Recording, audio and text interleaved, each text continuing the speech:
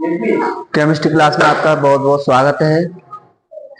आज हम इस केमिस्ट्री क्लास में आपको इम्पोर्टेंट अभिक्रियाएं बताने वाले हैं जो बार बार बोर्ड एग्जाम में पूछी जाती हैं और आपके पेपर भी नजदीक हैं। और सभी बच्चों से मैं एक ही बात कहूंगा, आप मेहनत करिए और अच्छे तरीके से इन अभिक्रियाओं को पढ़िए, जिससे आप और अच्छे तरीके से आप बेहतर एग्जाम दे सकें, है ना।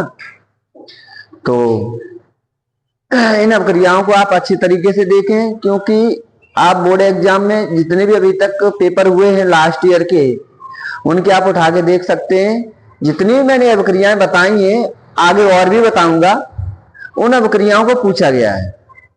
तो उन अभिक्रियाओं को रट्टा मारने से वो कुछ भी होने वाला नहीं है। आप इनका कंसेप्ट समझिए, होता क्या है, ये अभिक्रियाएं किस प्रकार से होती हैं, है ना। तो उन अभिक्रियाओं पे आप विशेष ध्यान दें। और सबसे पहले एक काम कर लें, मेरे चैनल को सब्सक्राइब कर लें, है ना। और इस वीडियो को अधिक से अधिक संख्या में आप जितने भी तुम्हारे यार दोस्त हैं उन सभी में आप शेयर करिए। तो ये इम्पोर्टेंट अभिक्रियाएं चल रही हैं, परीक्षाओं का दौर स्टार्ट होने वाला है। आपकी परीक्षाएं बहुत ही नजदीक हैं, 1.5-2 महीने का समय बचा हुआ है, फरवरी में एग्जाम है। तो आप अलर्ट हो जाइए। अभी तक आपने क्या किया वो सब एक साइड कर दो, अब आप क्या करेंगे उस पर आप फोकस करिए। तो इन अभिक्रियाओं को आप अच्छे तरीके से देखें। आज हम इस केमिस्ट्री की क्लास 12th में चैप्टर नंबर 6 में जो अभिक्रियाएं हैं वो मैंने लास्ट लेक्चर तक बताई हैं, और आज इस लेक्चर में रीमर टीमैन इस अभिक्रिया को बताने जा रहे हैं। क्या होती है रीमर टीमैन अभिक्रिया, इस अभिक्रिया को ध्यान से देखते हैं।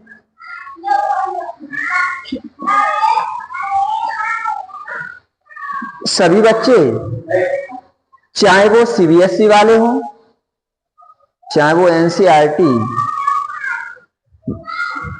कोई भी बच्चा हो, किसी भी बोर्ड से हो, चाहे यूपी बोर्ड से हो या एमपी बोर्ड से हो या अदर किसी भी बोर्ड से हो, इस अभिक्रिया को आप अच्छी तरीके से पढ़ेंगे, है ना। तो मैं सबसे पहले इसको इंग्लिश में लिख देता हूं, फिर इसको इसका जो हिंदी में पूरा इसका बता दिया जाएगा, कन्वर्जन बता दिया जाएगा हिंदी में करके, है ना। तो चल देखते हैं रीमर टीमैन अभिक्रिया क्या होती है। When a mixture of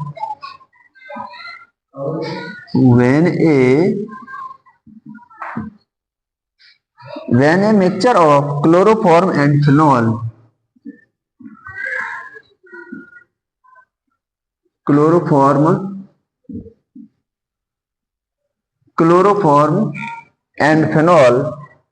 is heated with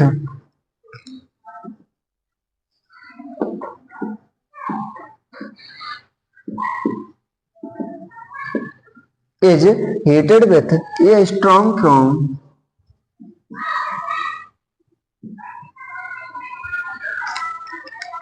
alkali।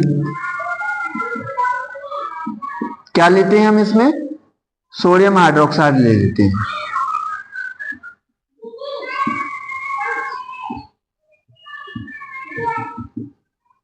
Sodium hydroxide. then a mixture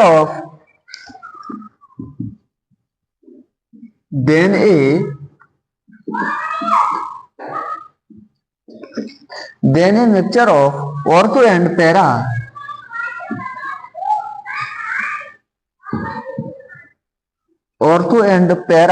hydroxy benzaldehyde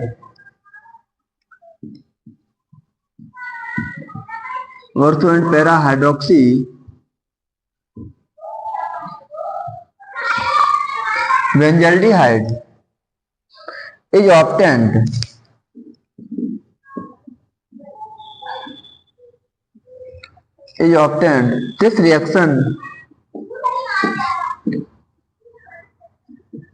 this reaction is called Rimmer-Timmer reaction।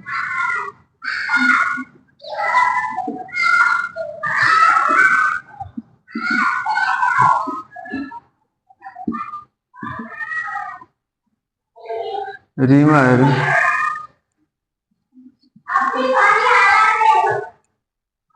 Reamer reaction क्या होता है इसमें? जब हम एक मिश्रण लें, when mixture of chloroform and phenol, यहां पे हम मिश्रण ले रहे हैं, मिक्सचर ले रहे हैं, किसका? क्लोरोफॉर्म एंड फिनॉल का मिक्सचर ले रहे हैं और उसको क्या कर रहे हैं? हीट कर रहे हैं। ये स्ट्रॉन्ग एल्कली, और इसके साथ में एक हम स्ट्रॉन्ग क्षार भी लेंगे जिसे हम बेस बोलते हैं, है ना? तो क्या ले रहे हैं हम? Strong alkali. क्या ले रहे हैं strong form alkali? Sodium hydroxide लिया है यहाँ पे मैंने। देने मिक्सचर, और इसका क्या लिया हमने? इसका एक मिक्सचर लिया है, मिश्रण लिया है of ortho and para hydroxy benzaldehyde. हमें क्या प्राप्त होता है? Ortho and para hydroxy benzaldehyde obtained, हमें प्राप्त होता है। क्या प्राप्त होता है? Ortho and para hydroxy benzaldehyde हमें प्राप्त होता है। इस रिएक्शन को हम क्या बोलते हैं? रीमर-टीमर रिएक्शन बोलते हैं। हिंदी मीडियम वाले इसको लिख सकते हैं, जब क्लोरोफॉर्म और फिनॉल के मिश्रण को, जो भी लिखना चाहें वो बच्चे लिख सकते हैं, जब क्लोरोफॉर्म और फिनॉल के मिश्रण को सांद्र क्षार के साथ गर्म किया जाता है, सांद्र क्षार के साथ गर्म किया जाता है, तब ऑर्थो और पैरा हाइड्रोक्सी, तब ortho and para hydroxy benzaldehyde प्राप्त होता है। इस अभिक्रिया को रीमर-टीमर अभिक्रिया कहते हैं। हिंदी मीडियम वाले बच्चे लिख सकते हैं, बस इसी का रूपांतर यहां पर मैंने इंग्लिश मीडियम में कर दिया है ना? तो चलो इस रिएक्शन को देखते हैं, कैसे रिएक्शन होती है। क्या लेना है हमें? एक क्लोरोफॉर्म एंड फिनॉल। हम एक फिनॉल ले लेते हैं। फिनॉल क्या ले लें हम यहां पर? फिनॉल का फॉर्मूला क्या होता है? C6H5OH। ये क्या है? फिनॉल है। तो इसको मैं स्ट्रक्चर में भी दिखाएंगे, पहले इसको इस प्रकार से रिएक्शन को कर लेते हैं। चलो वैसे कर लेते हैं, चलो स्ट्रक्चर में ही कर लेते हैं। C6H5 एक बेंजीन रिंग बनानी पड़ेगी हमको, है ना? और इस बेंजीन रिंग के ऊपर हमें क्या लगाना पड़ेगा? एल्कोहल लगाना पड़ेगा। इसे कहते हैं हम फिनॉल। क्या कहते हैं हम? फिनॉल।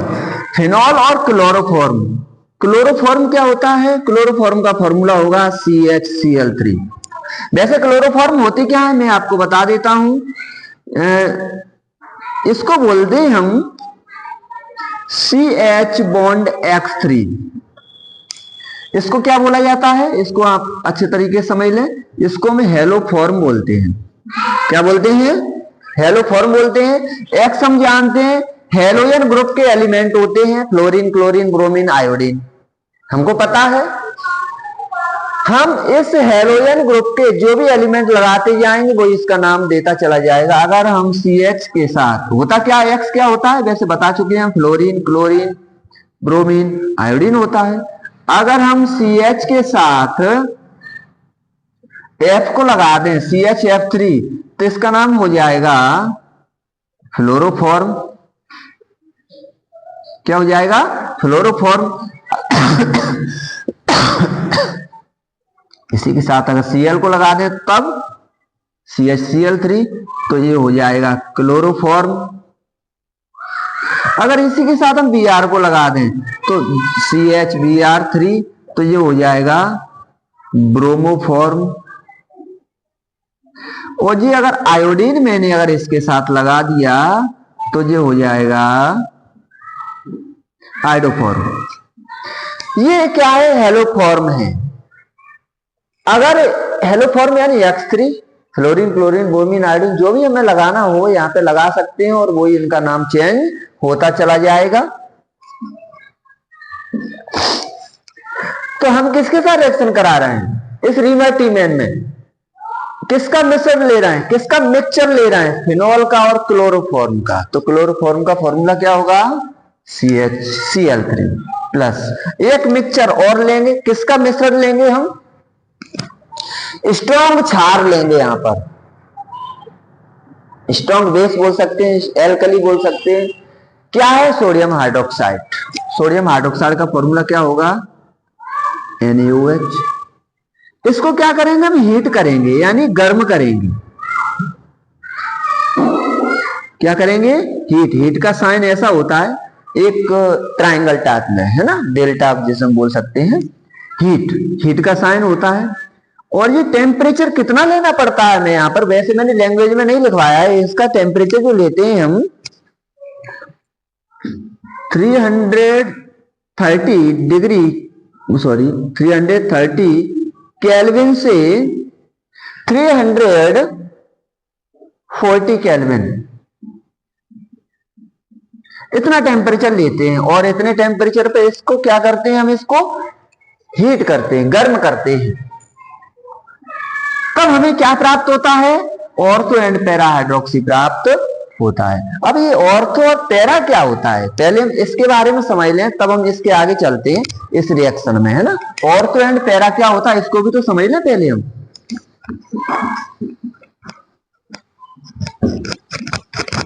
चलिए इस रिएक्शन को हम यहीं रोकते हैं। सबसे पहले समझो ऑर्थो और पैरा, ये क्या होता है? ऑर्थो पैरा, हम एक बेंजीन रिंग बनाते हैं, ध्यान से देखना इस रिंग को। ये जो बेंजीन रिंग है बनती कैसे? इस प्रकार से देखो, 1 2 3 4 5 6 कार्बन है। और इस 6 कार्बन से हम डबल बॉन्ड, एक बॉन्ड छोड़ करके हमें यहां पर क्या लगा देते हैं? डबल बॉन्ड लगा देते हैं, है ना। ये क्या है? बेंजीन है। चलिए अभी तक मैंने सीखा है, क्या सीखा है मैंने? आप मतलब मैथ में भी पढ़ा है आपने कि जो एंगल है ये कंप्लीट कितना होता है? 360 डिग्री। कितने पे रोटेट करता है, कितने पे घूमता है कंप्लीट? 360 डिग्री पर, है ना। तो 360 डिग्री, तो यहां पर कितने पार्ट हैं? इस रिंग में कितने भाग हमको दिखाई दे रहे हैं? देखो जरा ध्यान से। कार्बन कार्बन, ये पहला भाग हो गया, ये दूसरा भाग हो गया, ये तीसरा भाग हो गया, ये चौथा और पांचवा, ये छठवा। 6 भाग है टोटल, 6 पार्ट हैं इसके अंदर। ये जो पूरा एंगल है 360 है। देखो एक ट्रिक है, ऑर्थो एंड पैरा और मेटा 3 होते हैं, इसको समझने की क्या है? एक ट्रिक है। ये पहला कार्बन है, इसको हम पहला कार्बन दे देते हैं, इसको दूसरा कार्बन दे देते हैं, इसको हम तीसरा कार्बन दे देते हैं, 4th नंबर का कार्बन है, 5वां है और ये 6वां कार्बन है। ट्रिक क्या है? हम ऑर्थो पैरा मेटा को कैसे सीख सकते हैं, इस पे जरा फोकस करना सही बच्चे। हम जानते हैं मैथ में ये पूरा जो रोटेट करता है, पूरा जो घूमता है, कंप्लीट एंगल कितने का होता है? टोटल एंगल 360 डिग्री का। चलो इसको हम यहां पे अप्लाई करते हैं, इसको यहां पे देखते हैं कि किस प्रकार से हम ऑर्थो एंड पैरा मेटा को समझ सकते हैं, कैसे सीख सकते हैं। चलिए इसमें पार्ट कितने हैं कार्बन कार्बन के बीच में? टोटल 6 पार्ट हैं। तो जितने पार्ट हैं उतने पार्ट का यहाँ पे डिवाइड दे दो इसमें, तो मतलब एक कार्बन कार्बन के बीच का अभी देखो एंगल निकल के आ जाएगा। इसका जब डिवाइड देते हैं हम तो 6 6 36 होता है 0, 60 डिग्री। 60 डिग्री का एंगल निकल के आ गया एक कार्बन कार्बन के बीच में। तो इससे ये क्लियर हुआ कि कार्बन कार्बन के बीच में जो एंगल बन रहा है वो कितने डिग्री का बन रहा है? 60 डिग्री का। तो फिर यहां पर भी हम 60 डिग्री का बना देते हैं। मतलब ये है कि एक कार्बन कार्बन के बीच में 60 डिग्री का, ये ट्रिक है इसकी। 60 डिग्री का एंगल निकल करके आ गया, इसको हम आसानी से इस तरीके से हम सीख सकते हैं। 60 डिग्री का निकल के आ गया, है ना। तो ट्रिक क्या है? अगर कोई भी एटम या कोई भी परमाणु या कोई भी ग्रुप या इसे हम समूह बोल सकते हैं, अगर 60 डिग्री पर लगे हों, मतलब लगातार पहले या दूसरे कार्बन से, 2 कार्बन से लगातार जुड़े हों, तो 60 डिग्री तो बनेगा। कोई भी एटम या कोई भी ग्रुप या तो यहां पर जुड़ा हो लगातार पहले दूसरे पे, या दूसरे तीसरे पर जुड़ा हो, या तीसरे चौथे पर जुड़ा हो, या चौथे पांचवें पर जुड़ा हो, या पांचवें छठे पर जुड़ा हो, कहीं पर भी लगातार अगर जुड़े होते तो वहां 60 डिग्री का एंगल बनेगा, 60 डिग्री का कोण बनेगा। तो होगा क्या जब भी 60 डिग्री का कोण बने, हम ऐसे बोल सकते हैं, जब भी लगातार कोई भी समूह जुड़े हों तो उसको हम ऑर्थो बोलते हैं। क्या बोलते हैं? ऑर्थो बोलते हैं। और हमें बुक में क्या लिखा मिलता है? ओनली ओ लिखा मिलता है, ऑर्थो एंड पैरा। यानी ये तो ऑर्थो है, जहां पर भी 60 डिग्री का होगा वहां पर क्या लिखा मिलता है हमको? ओ, यानी ऑर्थो लिखा मिलता है। और जहां पर भी हमको 60 एंड 60, मतलब एक ग्रुप यहां जुड़ा हो, एक ग्रुप यहां जुड़ा हो, तो टोटल एंगल कितने हो गए? 60 और 60 120 हो गए ना। 120 एंगल पर अगर ये जुड़े होंगे तो इसको बोलेंगे हम मेटा। हिंदी मीडियम वाले बच्चा कंफ्यूज ना हो, ऑर्थो को हम हिंदी में ऑर्थो लिख देते हैं, मेटा को हम मेटा लिख देते हैं। इसका कोई हिंदी शब्द नहीं है, नहीं तुम कंफ्यूज हो जाओगे, सर इंग्लिश में लिख रहे हैं, मतलब हम क्या करें। तो हिंदी मीडियम वाले ऑर्थो को हिंदी में ऑर्थो लिख सकते हैं, मेटा को हिंदी में मेटा लिख सकते हैं। अगर वो कोई ग्रुप एक यहां जुड़ा हो और कोई ग्रुप एक यहां पर जुड़ा हो तो कितने एंगल हो जाते हैं टोटल? 60 60 और 60, मतलब 180, 180 डिग्री का। तो वहां पे बन जाता है पैरा, और पैरा को हम पी से दिखाते हैं इसको, है ना। समझ को हमको बुक में क्या लिखा मिलता है? सॉरी, हमें बुक में क्या लिखा मिलता है? ऑर्थो का ओ, मेटा का एम और पैरा का पी लिखा हुआ मिलता है।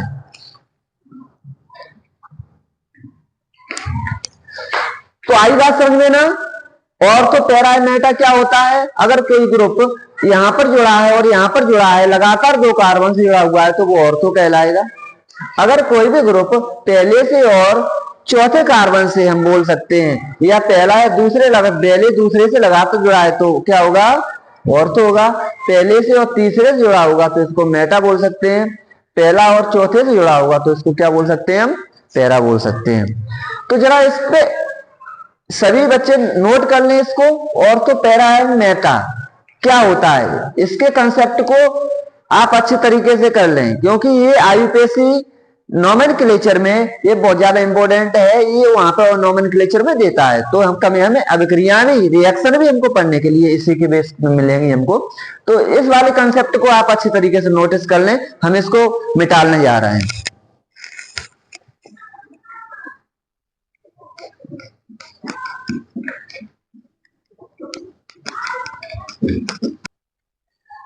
चलिए, यहां पर जो कंसेप्ट मैंने बताया आपको, ऑर्थो मेटा एंड पैरा वाला, इस कंसेप्ट को आप अच्छे तरीके से याद कर लें, इसको अच्छे तरीके से देख लें, क्योंकि वही कंसेप्ट यहां पर इस रिएक्शन में काम करने वाला है। क्या मिलता है जब हम फिनॉल और क्लोरोफॉर्म, ये क्या है? क्लोरोफॉर्म है, और ये क्या है? Sodium hydroxide. इनको जब हम हीट करते हैं 330 केल्विन से 340 केल्विन टेम्परेचर पर, जब इसको हम हीट करते हैं तो हमको क्या मिलता है? Ortho and para hydroxy benzaldehyde प्राप्त होता है। तो देखिए किस प्रकार से मिलेगा, तो हमें बेंजीन तो यहां पे बनानी ही पड़ेगी। चलिए हम बेंजीन को बना देते हैं। जो मैंने बेंजीन आपको अभी कंसेप्ट में बताई, यहां पर ये हमको दिखाई दे रहा है ना, हम यहां पर कार्बन को नहीं दिखाते, हम इस प्रकार से डायरेक्ट बना देते हैं। यहां पर ये 6 कार्बन है, ध्यान रखना है इस चीज का, इस बात का विशेष ध्यान रखना है। जो मैं दिखा रहा हूं ना, ये कोने आपको दिखाई दे रहे हैं ना, हर जगह एक एक कार्बन जुड़ा हुआ है, टोटल 6 कार्बन हो जाते हैं। इसको हम अलग भी दिखा सकते हैं, जैसे मैंने अभी ऑर्थो पैरा मेटा के लिए समझाया था आपको, है ना। चलिए देखिए ध्यान से। तो मैंने बेंजीन बना ली और इसके ऊपर मैंने क्या लगा दिया? OH लगा दिया, कुछ नहीं किया, इसको मैंने यहां पर रख दिया। अब यहां पे रिएक्शन होगी, ध्यान से देखना। ये टूटेंगे बॉन्ड Na और OH का टूटेगा, OH और नेगेटिव ये भी टूटेगा, ये CH और Cl3 ये भी टूटेगा। तो ये पॉजिटिव नेगेटिव यानी NaCl के साथ रिएक्शन करेगा। लेकिन एक बात का ध्यान रखना, अभिक्रिया बैलेंस भी साथ साथ में करते ही जाएंगे। यहाँ पे Cl कितने हैं? 3, इधर Na कितना? 1 ही है। एक काम करते हैं, यहाँ पर 3 ले लेते हैं। तो 3 जो हमने Na के लिए लिया है, लेकिन 3 का जो 3 का मल्टीप्लाई सबके साथ हो गया, Na भी 3 हो गए, ऑक्सीजन भी 3 हो गए और हाइड्रोजन भी 3 हो गए, है ना। तो क्या मिलेगा हमको? इसके बाद हमको क्या मिलेगा? यहाँ पर NaCl। क्या मिला यहां पर हमको? NaCl मिला, प्लस और क्या मिलेगा हमको? OH और H तो है, ये क्लियर है, हमको H2 मिलेगा, जल भी मिला हमको, है ना। तो चलो ये सब रिएक्शन को कंप्लीट करते हैं। हमको क्या बनाना है? Ortho and para hydroxy benzaldehyde. चलो देखते हैं। बेंजल्डिहाइड, बेंजल्डिहाइड क्या होती है? Benzene plus aldehyde. Aldehyde group मैंने पहले ही बताया था आपको, क्या होता है? बॉन्ड CHO, ये क्या है? एल्डिहाइड। ये एल्डिहाइड फंक्शनल ग्रुप है। और ये एल्डिहाइड जब बेंजीन के साथ जुड़ जाएगा, बेंजीन क्या होती है? बेंजीन, ये बेंजीन है। इसको कभी कभी हम बॉन्ड से भी दिखा देते हैं, डबल बॉन्ड से भी, और कभी कभी हम इसको गोल भी दिखा देते हैं। ये बेंजीन है। और ये जब ये बेंजीन इसके ऊपर लग जाएगा CHO, तो ये क्या कहलाएगा? बेंजल्डिहाइड कहलाएगा। क्या कहलाएगा? बेंजल्डिहाइड। तो ये एल्डिहाइड जो है ना, इस बेंजीन ग्रुप के साथ जुड़ जाएगा, तो ये कहलाएगा बेंजल्डिहाइड। चलिए देखते हैं यहां पर देखिए CH अलग हुआ है, O कहां से आ जाएगा? यहां से इसके साथ आ जाएगा, तो क्या बना दिया? CHO। अब ये CHO लगेगा कहां? ऑर्थो एंड पैरा, मतलब दो ग्रुप हो गए, ऑर्थो एंड पैरा। एक तो हाइड्रोक्सी हो गया, एक एल्डिहाइड हो गया। हाइड्रोक्सी और एल्डिहाइड, हाइड्रोक्सी क्या हुआ? OH और एल्डिहाइड। अब हमको कहां लगाना है? एक को ऑर्थो पे लगाना है, एक को पैरा पे लगाना है। तो मैंने बताया था ऑर्थो कहां लगे, जहां पर भी ऑर्थो लगेगा वहां से 180 डिग्री पर क्या लग जाएगा? पैरा लग जाएगा। अगर हमने यहां OH लगा दिया तो इसका 180 डिग्री कहां होगा? इसके नीचे। तो यहां मैंने क्या लगा दिया? CHO। CHO कहां से मिला हमको? ये CH और ये ऑक्सीजन के साथ रिएक्शन कर गया तो CHO बनाओ। ये CHO किसके साथ जुड़ गया? ये पैरा पे जुड़ गया, तो इसका नाम क्या हो गया? ये देखो, अब ये दोनों ही एक दूसरे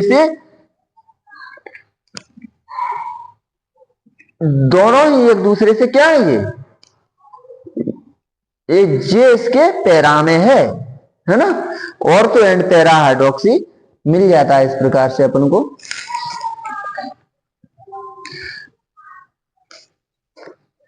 तो क्या मिल गया अपन को? Ortho and para hydroxy benzaldehyde.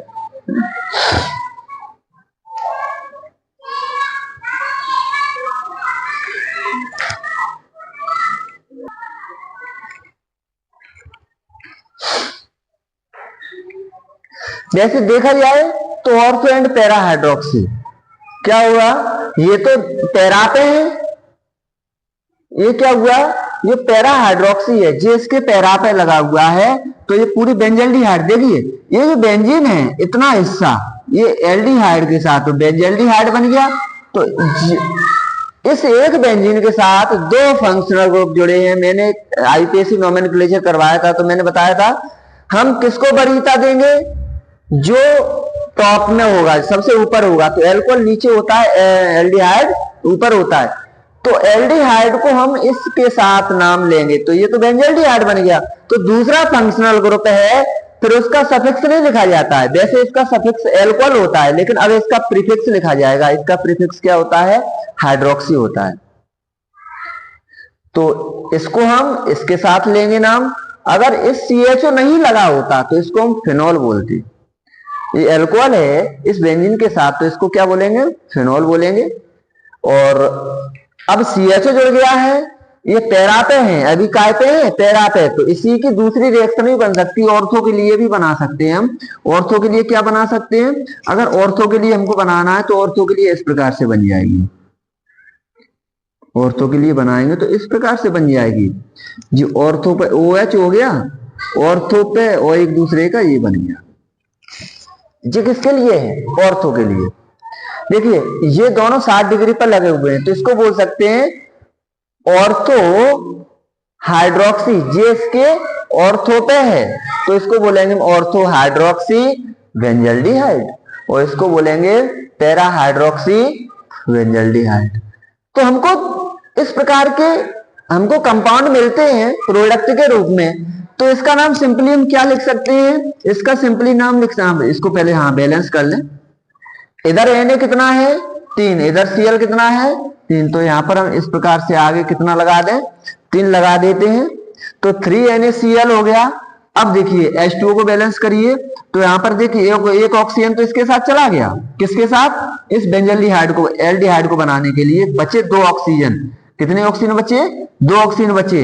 अब हाइड्रोजन देखते हैं कितना बचता है यहां से, हाइड्रोजन देखिए, हाँ एक हाइड्रोजन अपना सॉरी 2 ऑक्सीजन यहां से बचे और 3 का मल्टीप्लाई हो रहा है ना, तो 2 ऑक्सीजन तो बच गए यहां से और 3 हाइड्रोजन बच गए 3, और एक हाइड्रोजन कहां से निकलेगा, यहां से। देखिए हर जगह एक एक हाइड्रोजन जुड़ा हुआ है, ध्यान रखना, तभी तो हम C6H5 बोलते हैं। फिनॉल का फॉर्मूला क्या होता है, फिनॉल का फॉर्मूला होता है C6H5OH, मतलब एक हाइड्रोजन कम है इस OH की वजह से, OH इसके साथ जुड़ा है ना। अगर OH नहीं होता तो ये क्या हो जाता, बेंजीन हो जाता, और बेंजीन का फॉर्मूला होता है C6H6।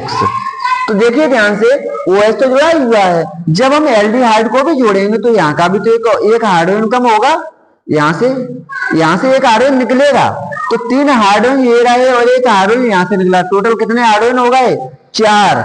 तो आगे 2 लगा दो, 2 2 या 4 और 2 1 या 2, 2 ऑक्सीजन यहां से बचे थे, 2 1 या 2 और 2 2 या 4 हाइड्रोजन कहां से बचे थे, 3 हाइड्रोजन ये रहे और एक हाइड्रोजन यहां से निकला, तो 2 2 या 4, मतलब इस प्रकार से ये बैलेंस हुई अभिक्रिया, है ना।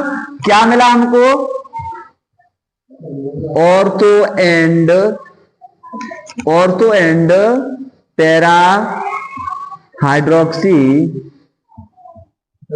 बेंजल्डिहाइड हमको प्राप्त हुआ, है ना, ऑर्थो एंड पैरा बेंजल्डिहाइड प्राप्त हुआ।